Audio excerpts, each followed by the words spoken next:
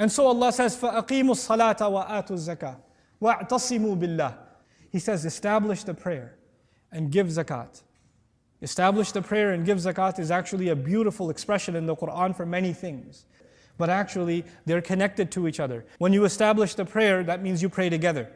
And when you pray together, you get to know each other. And when you get to know each other, you find the ones among you who have needs. You figure out who's in need and who's not doing well, and who's sick and who's unwell, and who's having difficulty in life. And then you find out who should you give zakat to. They're connected to each other. Establish prayer and give zakat. Because establishing prayer builds the hearts closer to each other before Allah.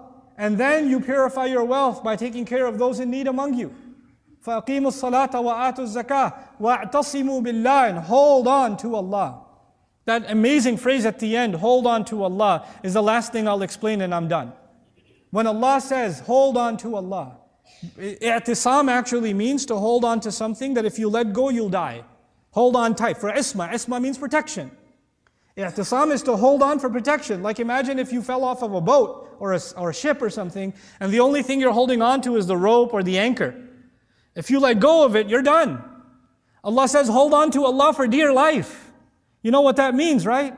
That means if the people around me abandon me, if the people that were around you, that you were practicing deen because your friends were religious, and you were in a good environment, now you're in college, and you're the only Muslim there, you're like, man, my friends aren't there anymore, so I don't feel so inclined towards Islam anymore, I don't really feel like praying anymore, I don't really feel like, I don't have that connection anymore. No. Whether people hold on to you or not, whether the support system is there or not, this is why we're the legacy of Ibrahim alayhi salam.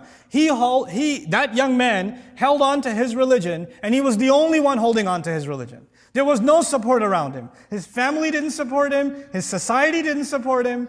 He's a one-man nation. That's why Allah calls him an ummah by himself.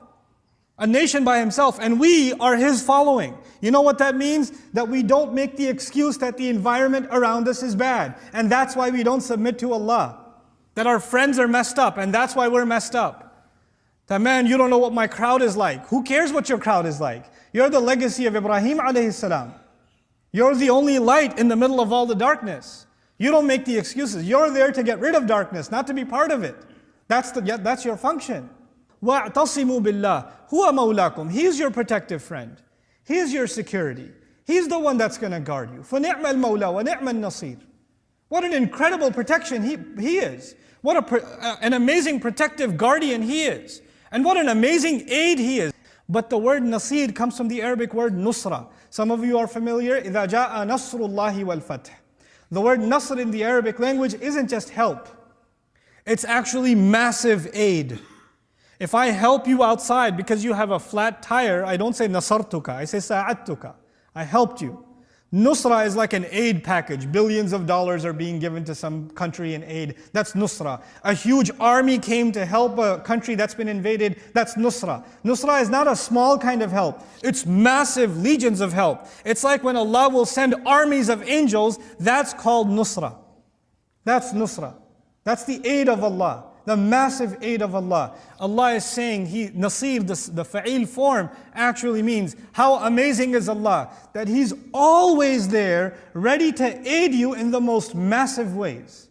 When you have held on to Allah, you've held on to the strongest possible support you could have that is constant.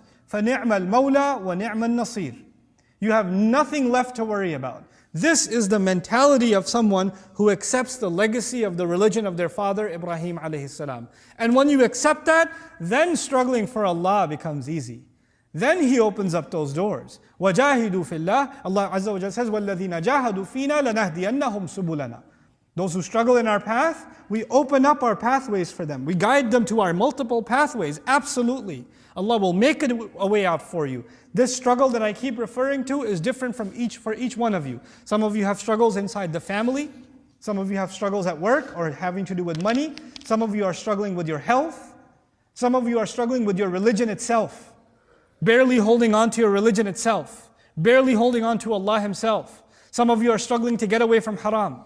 when you decide to struggle away from the way of shaitan and towards Allah, Allah's help is constantly there. He does not abandon you. We think He abandons us. Shaitan comes and tells us, you're so messed up. Allah doesn't like you. He's going to burn you in hell, etc., etc. He wants you to lose connection with Allah. And Allah comes along and says, no. Allah is there when you turn to Him. He's going to be there and He's going to constantly be there to provide His support.